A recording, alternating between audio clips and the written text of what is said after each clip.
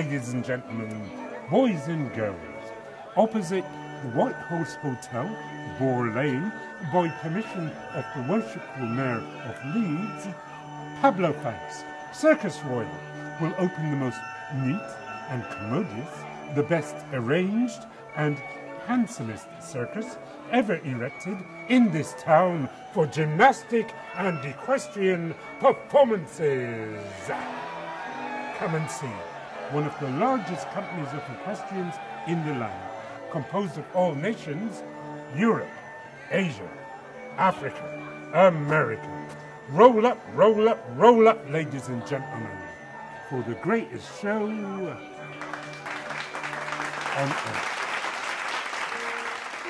Allow me to introduce myself. My name is Pablo Fanque, sole proprietor of Pablo Fanque's Circus Royal. At my peak, I had the largest company of equestrians in the land and delivering the very best in equestrian and gymnastic circus entertainment through daring feats and mind-blowing expertise, guaranteed to thrill any audience. May I share a little more information about myself? I was born in a Norwich workhouse in 1810. Now, my talents for the circus were discovered as a child, and with hard work, I became a young circus celebrity. I amazed audiences with my many gymnastic and circus skills as an acrobat in the air, on the tightrope, the trapeze, on horses and around the ring.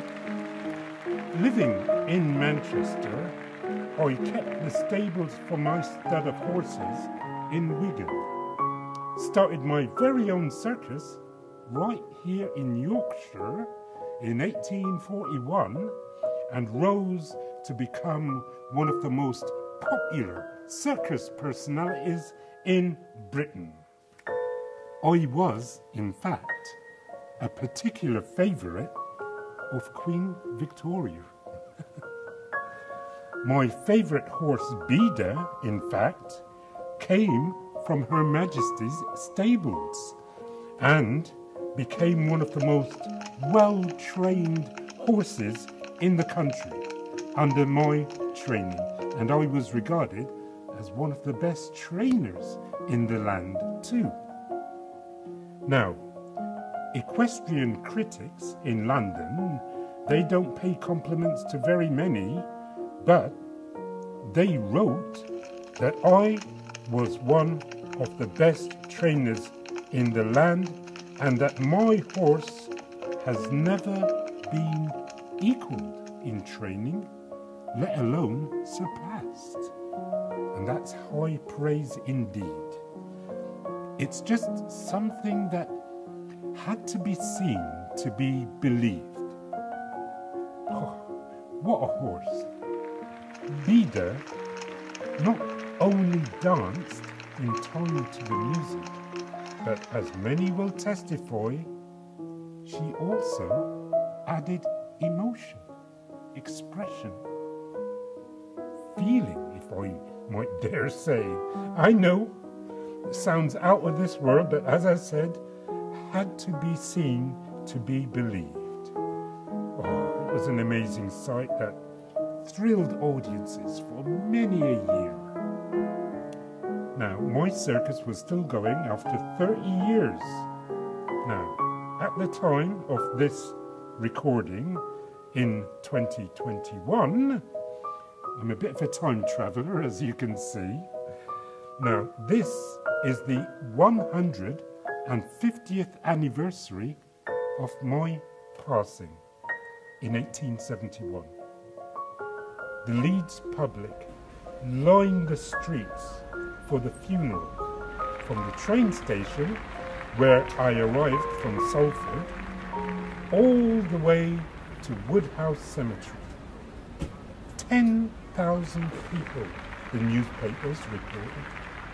10,000 people to say farewell to one of the most popular and celebrated circus owners in Victorian Britain. Not bad for a lad of African heritage born in a workhouse. Now,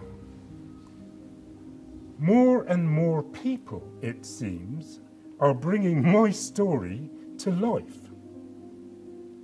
There is this actor and researcher named Joe Williams, and he's the founder of the Leeds Black History Walk, and he ends his popular walk at my graveside. I am, of course, thrilled at being remembered and having visitors after all these years. Now, ancestors appreciate being remembered, and because African history goes back many thousands of years, there are a lot of ancestors worth remembering. But we're going to just address a few today and try to contextualize things a little. So on this occasion, at the invitation of RJC Dance, Joe Williams, that so-called actor-researcher, doth intend to not only tell a brief history of my life, as already demonstrated, but to also use my Victorian era here in Leeds to tell a much wider version of African history. How so? Good question. You may well indeed ask. It seems like an impossible task. Can African history, in all its glory, be told through the lens of Victorian Leeds? Let's have a go, shall we? Right, now, I mean, there are so many connections worthy of mention that we cannot possibly mention them all, but, you know, seriously, let's start with Baines's History of Leeds. Baines was a newspaper proprietor of the Leeds Mercury, and he wrote a history of Yorkshire, and it mentions Africans in there. So, Yorkshire, 2,000 years ago, during Roman rule, there were, from Africa, merchants, priests, educators, probably gladiators, and definitely emperors, like Septimus Severus. Now, Emperor Septimus Severus was from Libya in Africa. He strengthened Hadrian's Wall and protected it, and he ordered his food from Africa to be delivered to here in Yorkshire, in York. And it was probably delivered by Deliveroo or Uber or something like that. No, I'm only joking. Don't get old Pablo Fanque in trouble now by telling other people that Africans started Uber 2,000 years ago. It was just a joke. Right, moving on swiftly now. There was also, in York 2,000 years ago, the Bangled Lady of York, as she is known. Definitely they have done some tests, and they have come to the conclusion that she's from somewhere in the sub-Saharan Africa, and she was wearing different bangles. They've also deciphered that she was a merchant in her own right. Now, how amazing is that? A woman of African origin running her own business right here in Yorkshire. You can go find out for yourself at the Yorkshire Museum in York. You'll learn a lot more about her. Were there powerful women in Africa? Of course there were. I will share some stories with you. Now, Africans were writing their history in stone more than 6,000 years ago. They discovered paper for writing too. Huge history. I mean, huge.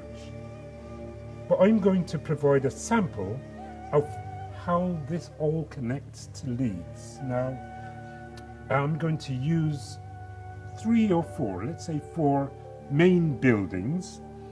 The Leeds Museum, Temple Works or Temple Mill in Holbeck, which was a flax factory built by John Marshall. And then there's Harewood House, which many know was built on the proceeds of sugar. And there is where we are recording today, which is quite significant. Formerly the Boys Boxing Club, and now the Mandela Center. Right, so all this history integrated, I'm going to try to tie it all together, so do bear with me. You can always press pause, go get yourself a cup of tea or something nice, and come back, sit back, relax, and enjoy. Right. Oh, I do like being an entertainer. When I was around Leeds, it was still then a town. It hadn't become a city, because that happened later on in the 1800s, towards the end. Now, not long after I was here, well, before, there was this great craze for anything Egyptian, or Egyptology as they would call it. So at the Leeds Museum, they had to get in on the craze, didn't they? So you can find at the Leeds Museum Nessie Amun. Nessie Amun, or otherwise known as the Leeds Mummy. Leeds acquired 4 mummies, all told, altogether, but 3 of them got destroyed when Leeds was bombed during World War II, leaving 1 survivor, Nessie Amun. And when he was alive, 3,000 years ago, Nessie Amun was a priest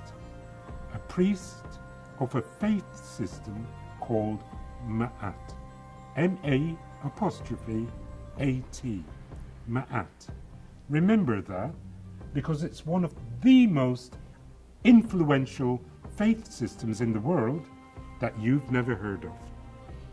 Now, Nessie Amun was discovered in the Nile Valley near the mortuary temple of Queen Hatshepsut.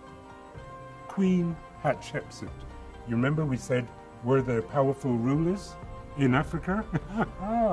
Well, Queen Hatshepsut was not only powerful in Africa, in regard to history, she is reputed to be the most powerful ruler of all time.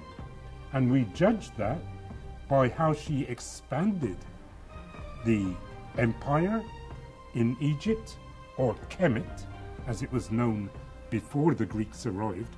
They changed everything they did, changed all the names. When you change names, you actually lose the original meanings. So anyway, she expanded the empire of Kemet and expanded trade. But it wasn't all about greed. Kemet was very wealthy, but Queen Hatshepsut, when she built her mortuary temple, that was part of her campaign to remind people that life isn't just about making money and some kind of perceived success. I never took my fame as some kind of great success and I've arrived and no longer need to live. Oh no, you got to keep living. But it's more than that. I belong to the Society of Oddfellows, which is connected, as some know, to the Freemasons, and we do good in society. So I raised funds for orphans and for widows. You can't just live life going through and being selfish.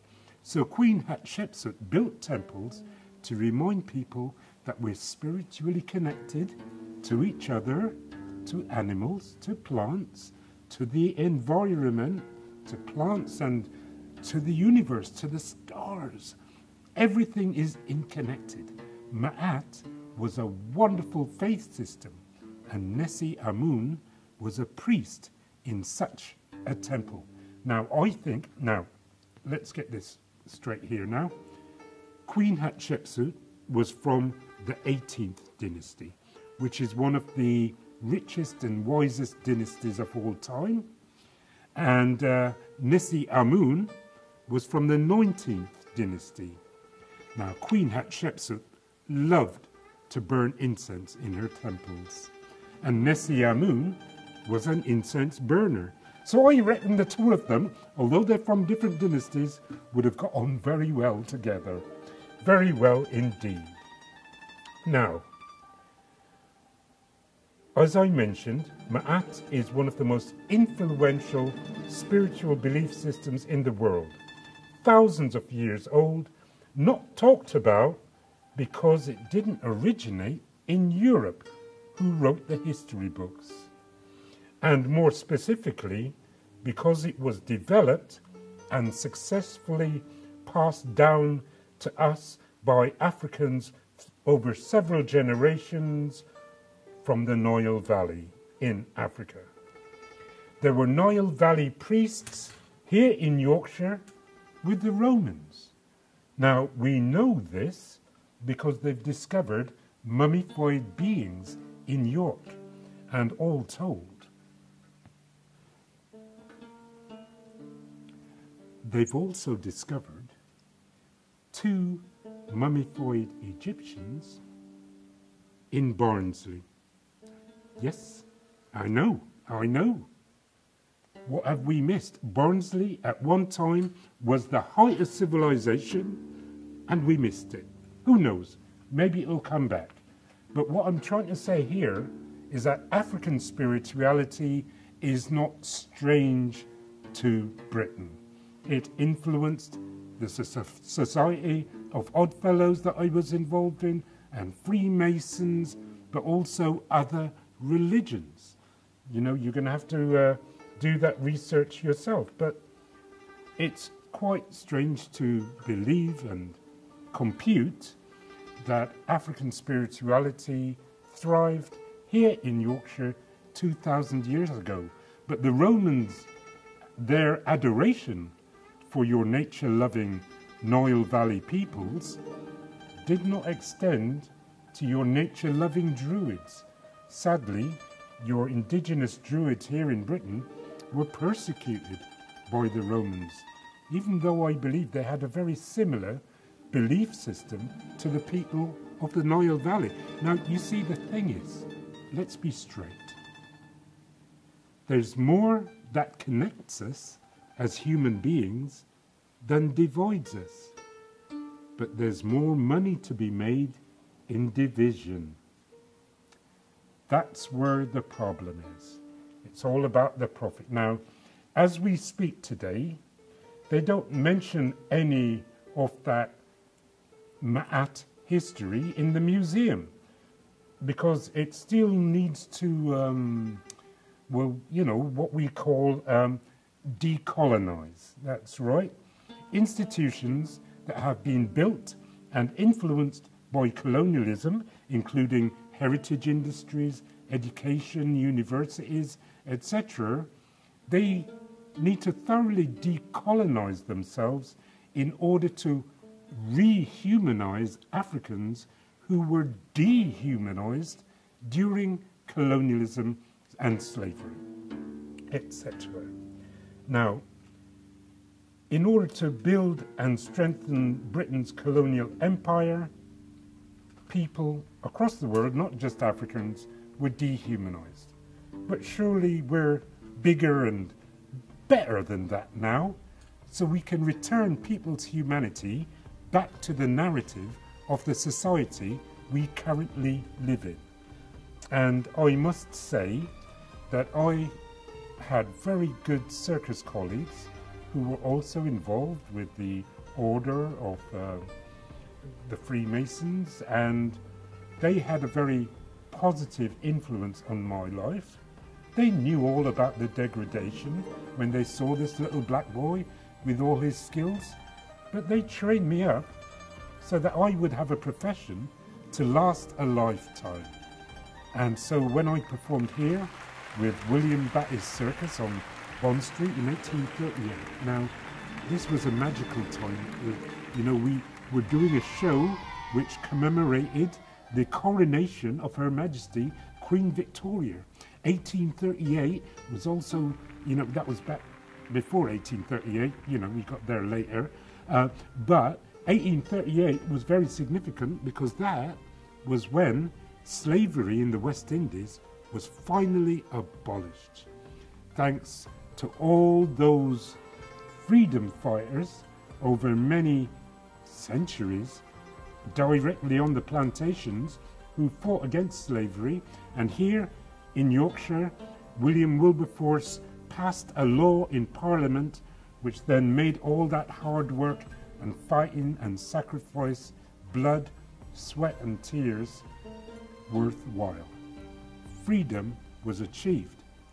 And as the great Arthur France of Leeds here says, that Carnival is a celebration of emancipation from slavery. So all this history is interconnected. Now, and that's why it's important that museums and educational institutions try to keep up with changing times, because we don't want people to feel degraded these days. I was made not to feel degraded. If I was degraded by anyone in the street, I would challenge them. If possible, I would take them to court, and quite often I would win. Why? Because I got a little help from my friends. And everybody needs a little help from their friends. So, Nisiamun's Nubian remains were discovered in the Nile Valley near the mortuary temple of Queen Hatshepsut. Queen Hatshepsut ruled a kingdom that was also matriarchal. So there were male pharaohs and female pharaohs, female deities and male deities too.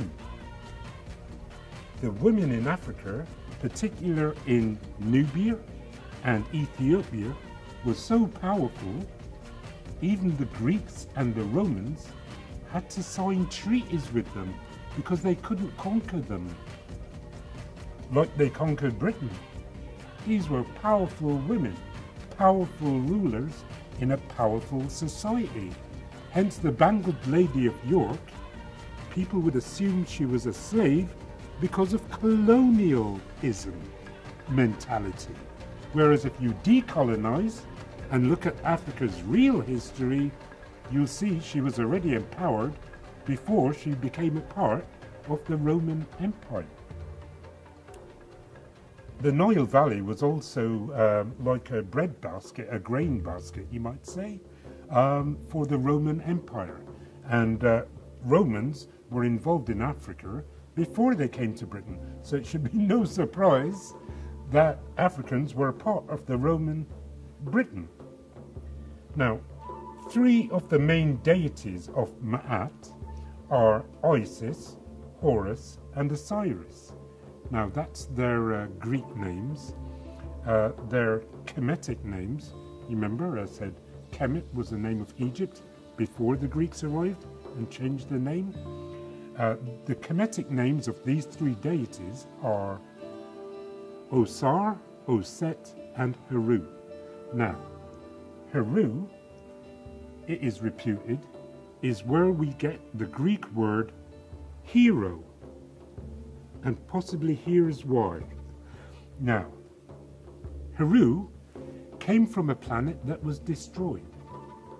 He could fly at high speed, and he fought for truth, justice, and righteousness.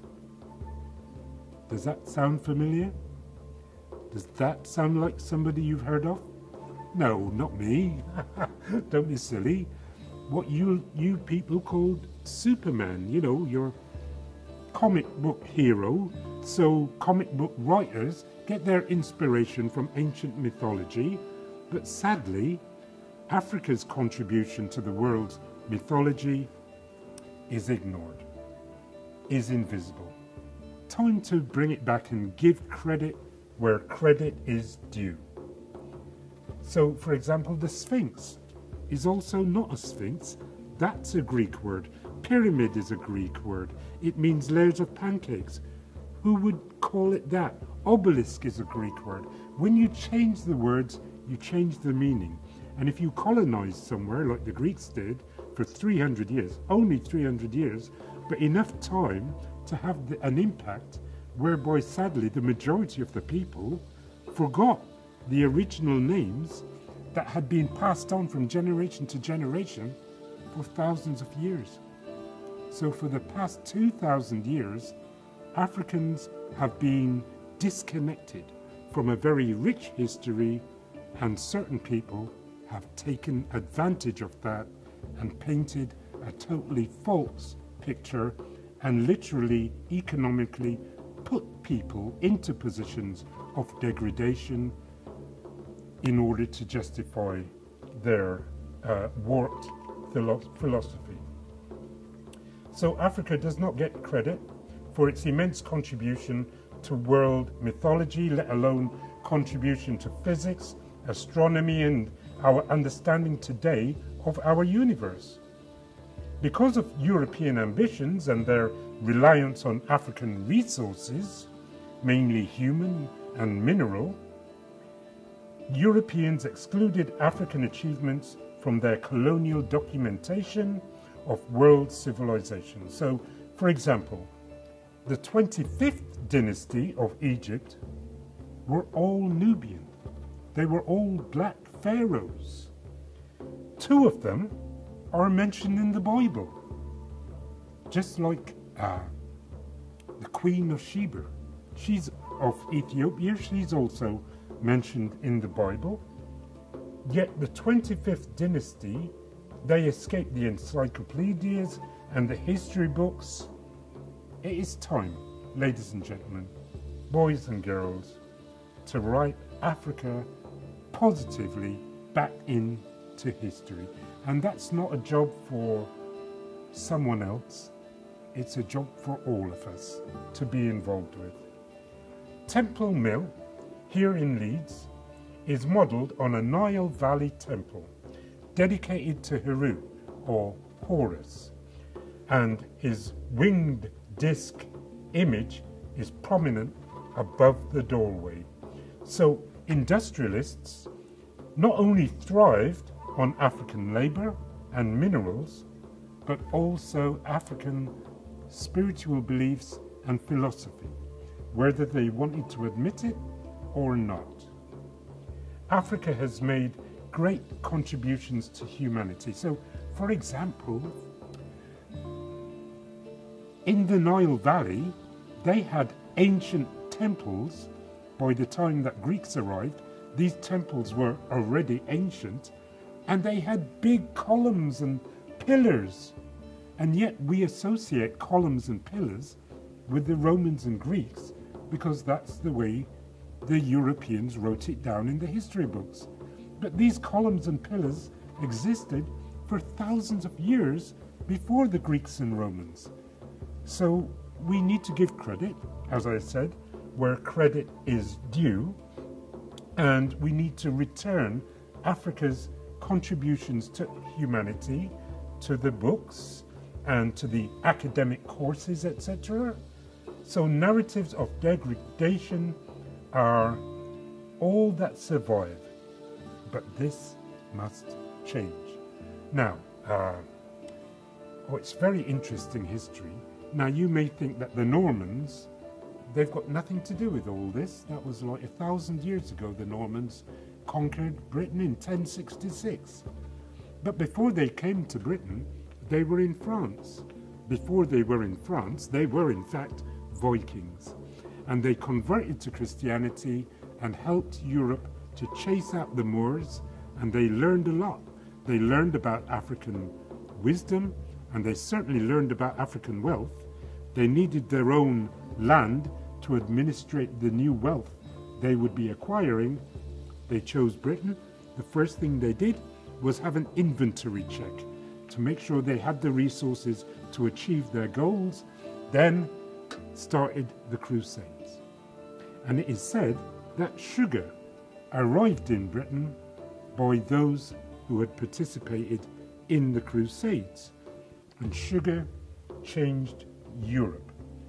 Now, I must mention, not just ancient Africa had a great history, but medieval Africa, or Africa in medieval times. There were three great West African trading empires. Remember this now: Ghana, Mali, and Songhai. Three great trading Islamic empires with great leaders and great wealth and great achievements. Now, one of the greatest rulers was Mansa Musa. Some of you will have heard of him. His name seems to be going around of late. But for those of you who haven't heard of him, Mansa Musa is reputed to be the richest man in the world ever in history. Richer than Bezos, richer than Gates, Zuckerberg, you name it. Richer than me. Because Mansa Musa owned gold mines. So that made him very wealthy indeed. Now, an image of Mansa Musa appeared on a 14th century European map. Europeans had never seen anything like it. Here's this black fellow, right? African, golden crown, golden gown, golden staff, and sitting on a golden throne, holding the biggest piece of golden bling that anyone had ever seen. And you know exactly what Europeans thought at that moment. And so, in the 14th, 15th centuries, there were several papal bulls decreeing that only Spain and Portugal could participate in converting heathens and taking their goods, or killing them and taking their goods. Either way, get the goods. Only Spain and Portugal? Well, Britain must have felt well left out. So, what choices did Britain have? Were they to wait until Spain and Portugal became incredibly wealthy and colonized Britain? Or was Britain to take initiative? Well, the answer, ladies and gentlemen, boys and girls, can be clearly seen at Kirkstall Abbey. Henry VIII destroyed the Catholic infrastructure after over 1,000 years of Holy Roman Empire rule and decided to go financially independent. So here in Leeds, Kirkstall Abbey is witness to and evidence of Britain's strive for financial independence, but from an African perspective, it also represents the end of African financial independence. For in 1591, Henry's daughter, Queen Elizabeth I, who acquired a slave ship called the Good Ship Jesus.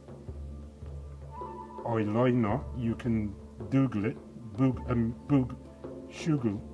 Google it yourself. The Good Ship Jesus of Lubbock belonged to Queen Elizabeth I, and it was a slave ship.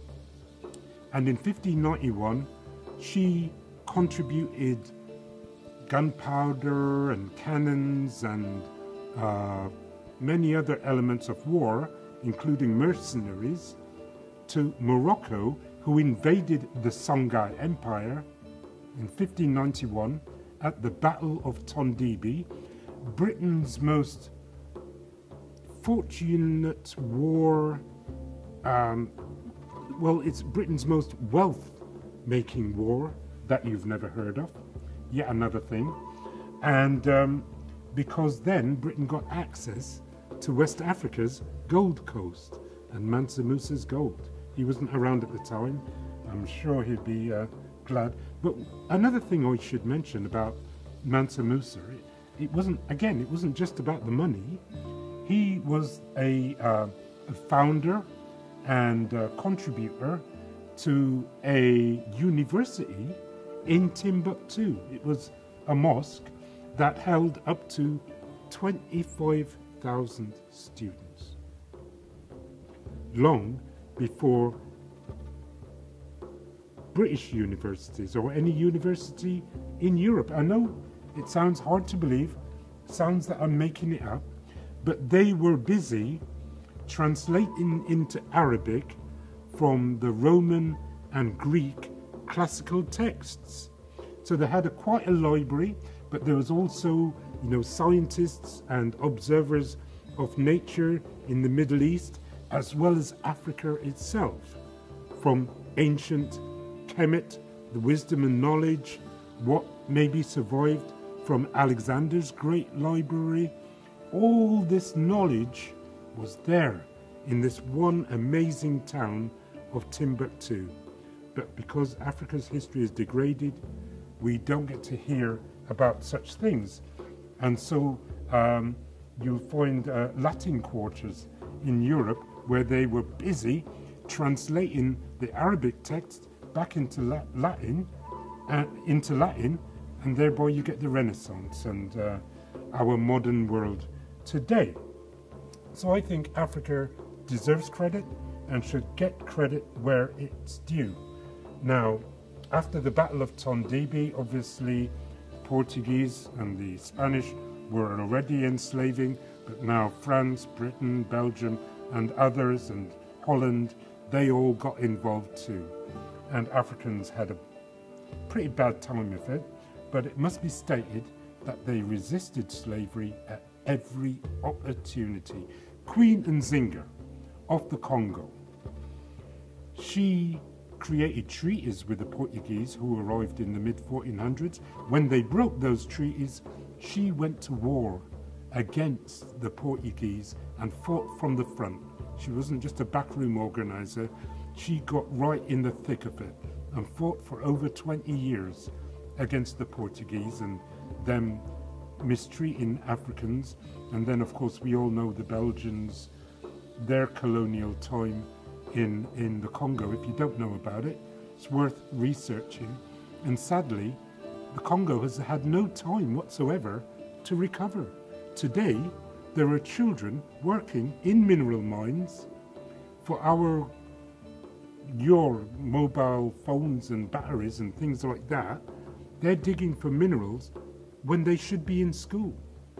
So since the Portuguese arrived in the mid-1400s, the Congo has been kept in conflict so that the rich minerals like uranium and zircon and all, they've got chocolate, they've got rubber. It's incredible. They're one of the richest countries in the world, but the people are the poorest because of colonial mentality. Let's get the Congo back on its feet, eh? That's what I say. And while we're at it, what about Haiti too? Because they revolted against slavery successfully, they've been punished ever since. Their infrastructure has been allowed to collapse, and here we are watching them suffer every time there's a natural disaster, but yet they've got a neighbor who didn't fight against slavery in the same way, and they've still got an infrastructure. So when disasters happen, they don't happen as bad to the Dominican Republic as it does to Haiti. It's very clearly there that white supremacy wanted Haiti to fail. So now that we're kind of past that, let's get Haiti a proper infrastructure and let's not keep seeing them suffering. And that's what decolonialism is about. It's about making life better for those who have suffered as a consequence of other parts of the world becoming incredibly wealthy from the resources from abroad. Now, I'll also have to mention that there were Africans in Britain who fought against slavery, and there's a gentleman called Olaudah Equiano, Equiano, worth looking up. He visited Yorkshire here in 1791 and talked about his life.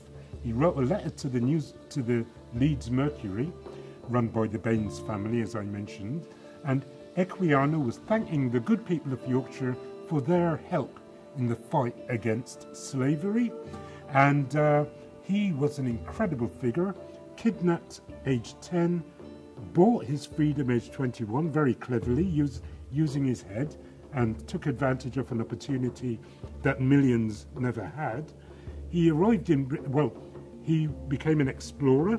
He was on Phipps's expedition of the Arctic, and he was a war hero, fought as a boy in the 7-Year War, and then he arrived in Britain, became an abolitionist, social justice warrior, wrote a book on his life which became, well, he sold many thousands of copies in his lifetime, so he wasn't poor when he died, but he worked diligently, worked very hard to try to bring slavery to an end, as did Frederick Douglass, the African-American abolitionist, great speaker or orator, and he visited Leeds in 1846, 1859. So I've mentioned Queen Nzinga, Olaudah Equiano, Frederick Douglass, and Sarah Parker Remond, African-American woman employed by the Leeds Young Men's Anti-Slavery Society to speak to factory operatives and ladies in high circles against slavery. Her particular topic, ladies and gentlemen, was the licentiousness on southern plantations. Now you imagine a black woman, a woman of colour, in Victorian Britain, speaking mostly to men about sexual exploitation on slave plantations, where the women had no recourse to justice. How can anyone talk about sexual issues in Victorian society, let alone a black woman? But she found the words. You can find the words too. For whatever you're going through, we all go through something. Sometimes we bottle it in. But as Frederick Douglass said, slavery is one of those issues that's best brought out into the open. There are more enslaved people in the world today than there were 200 years ago. Let's bring it out into the open. Let's try to bring the suffering to an end.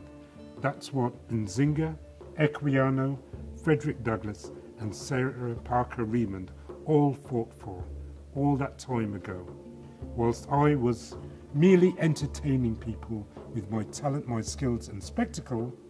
But at the same time, I was quite aware I was promoting a positive image of an African other than a slave.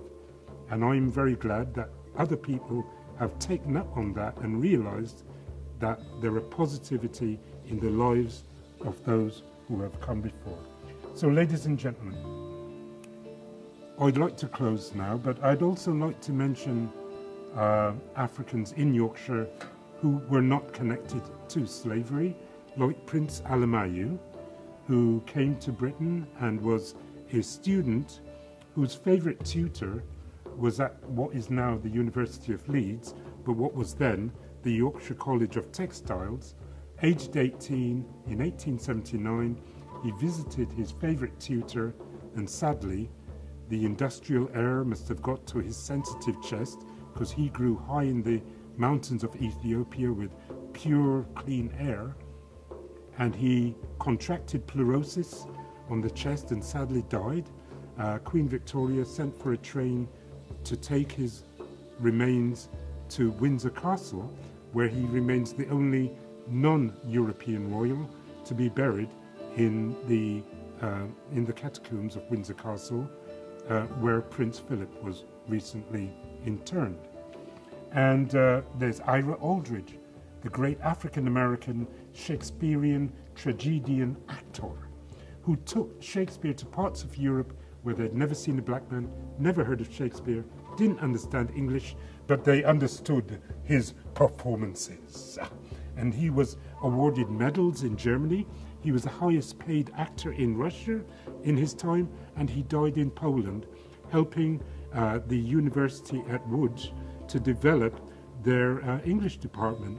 You can't make up these narratives. In Harrogate, we've got Thomas Rutling. He was born enslaved, but before he died, he was a teacher in a private school in Harrogate. You'll have to look him up and find out more.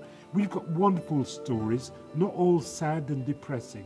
African history is very important, and it's very important that African people understand that.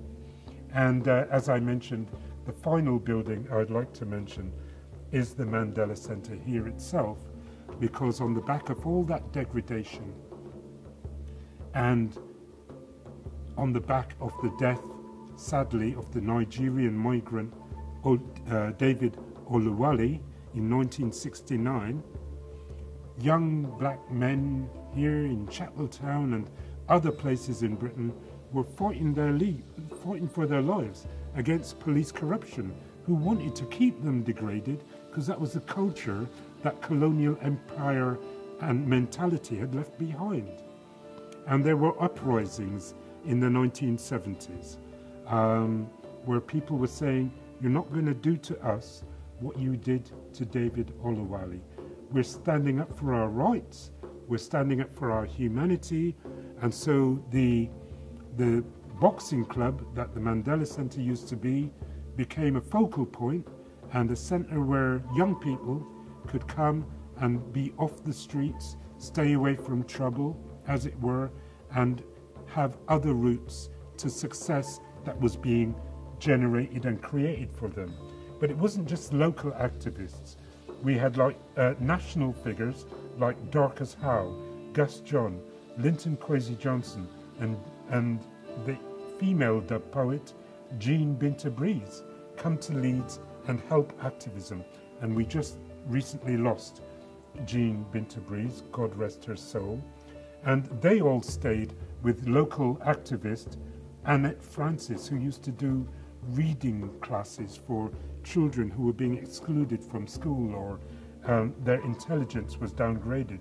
We've got Mrs. Paul, Leeds' first black headmistress, the aforementioned Arthur France, MBE, and Carnival as celebration of emancipation.